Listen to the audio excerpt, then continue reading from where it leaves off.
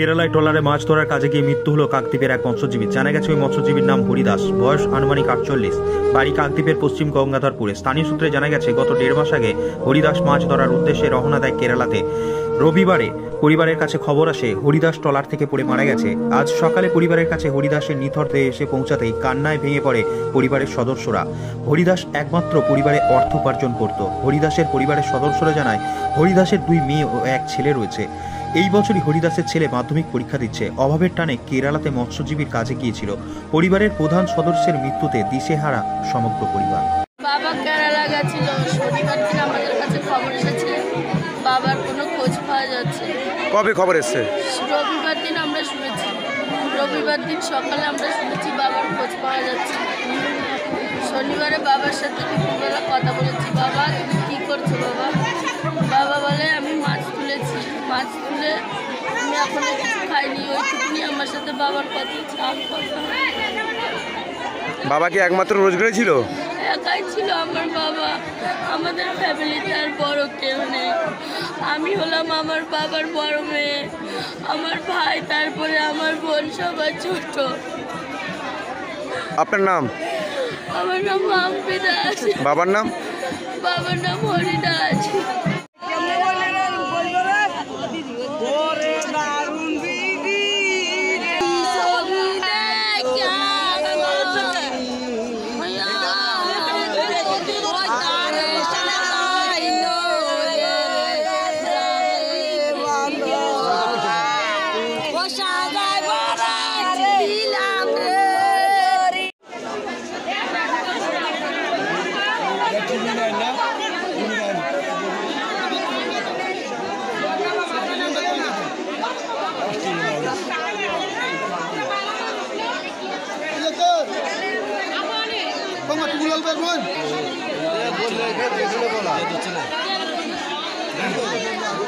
শনিবারে পড়ে গেছে, রবিবারে শুনছি আমার স্বামী পড়ে গেছে, তো রবিবারে শুনছি।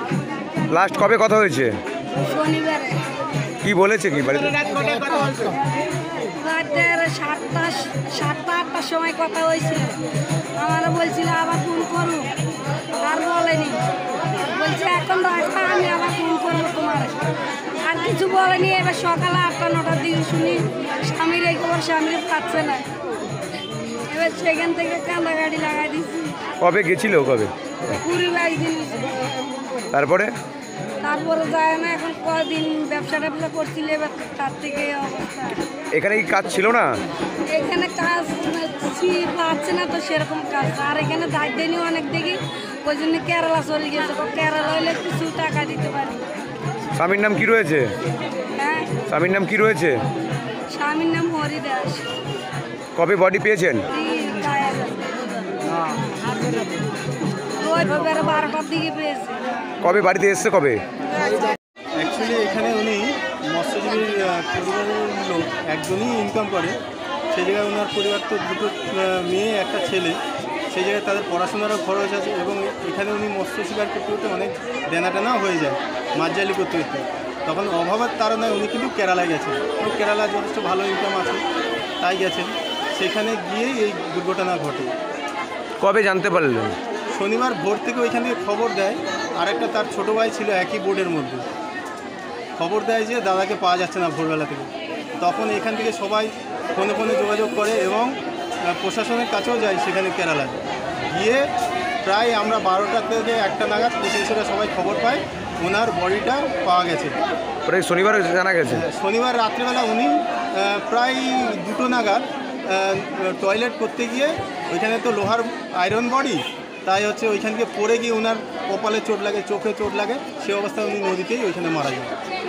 কবে বডি এসছে? হ্যাঁ, তারপরে এসছে প্রায় আজ 10টা নাগাদ দমদম এয়ারপোর্টে বডিটা আসে। আপনার নাম?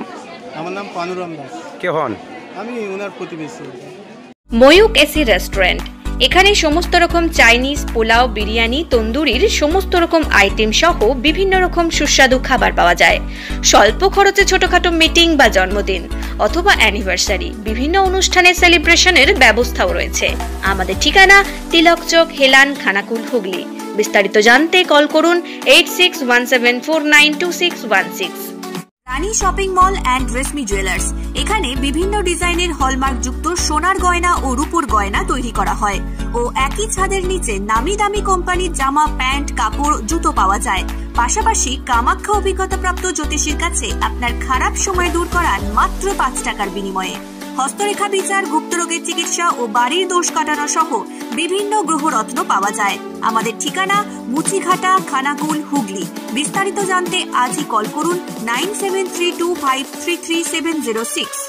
গতবার আলু চাষ করতে গিয়ে যা ক্ষতি হলো, ভাবছি এবারে আর আলু চাষই করব না। সে তো আমার সাথেও একই জিনিস হয়েছে, তবে এবার আমি এক গুপ্তধনের সন্ধান পেয়েছি, আর তাই ভাবছি আলু চাষটা একটু গুছিয়ে করব এবার। কারণ কৃষক ভাইদের আলু চাষের সমৃদ্ধির জন্য এসসি এগ্রি সায়েন্সেস নিয়ে এসেছে বৃদ্ধি। আরে বাবা, ক্ষতিটা ভরপাই করতে হবে তো নাকি? বৃদ্ধি সেটা আবার কি? বৃদ্ধি হলো জৈব উদ্দীপক সমৃদ্ধ উন্নত মানের amino acid, indole acetic acid ও সাইটোকাইনিন হরমোন যুক্ত এক অন্যান্য জৈব উৎপাদন, যা কিনা আলুর ফলন বাড়ায়, রং উজ্জ্বল করে এবং আকারে বড় করে। তা বৃদ্ধি কি কি প্যাকিং এ পাওয়া যাবে বলো দেখি ভাইয়া।